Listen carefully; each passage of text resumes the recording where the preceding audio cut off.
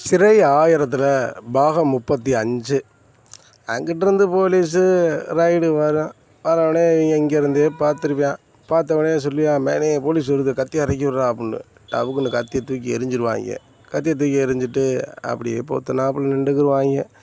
அந்த போலீஸு வரும், டேய் என்ன நீங்கள் அப்புறம் என்ன உட்காந்துருக்கீங்க, உன் மேலே வழக்கு இருக்குல்ல அப்படின்னு சொல்லுவான். ஆமாம் ஆமாம் வாய்தா பிக்கிறீங்க அப்படிலாம், அதெல்லாம் க்ளீனாக போயிடுவீங்க. ஆமாம் பார்த்துக்க, வைதாக்கு போகலைன்னா உடனே நான் வீட்டுக்கு தேடி வர வேண்டிய சூழ்நிலை வந்துடும். அப்புறம் வந்து தோன்னு துவச்சி தான் உன்னை இழுத்துட்டு போவோம் பார்த்துக்க அப்படின்னு. ஐயா நாங்கள்லாம் திருந்திட்டோம்யா, இப்படி வாழ்ந்துக்கு இருக்கோம், நீங்கள் வேறு எங்களை வந்து சித்திரவதை பண்ணிக்கிட்டு இருக்கீங்க, டேய் ஓவரா ஆகி பேசுகிற அப்படின்னு அந்த போலீஸ்காரங்க சொல்லுவாங்க. சரிங்க சரிங்க தெரியாமீங்க அப்படிங்க அப்படிங்க அப்படின்னு அவன் சொல்லி அவன் கூட வந்தவன். சரிண்ணே, டேய் இங்கே நிற்கக்கூடாது கிளம்புங்க அப்படின்னு போலீஸ் சொல்லும். சரிங்க அந்தா போயிடுறேங்க அப்படின்னு சொல்லிட்டு அப்படியே ஏரியாவுக்குள்ளே போவாங்க. ஏரியாவுக்குள்ளே போகிற மாதிரி போயிட்டு திருப்பி வந்து அந்த இடத்துலையே உட்காந்துக்குருவாங்க இவங்க.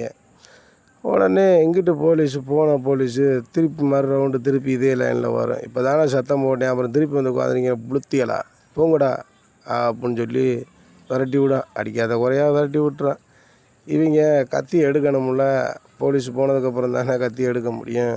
அதனால் சந்துக்குள்ளே உட்காந்துருப்பாங்க.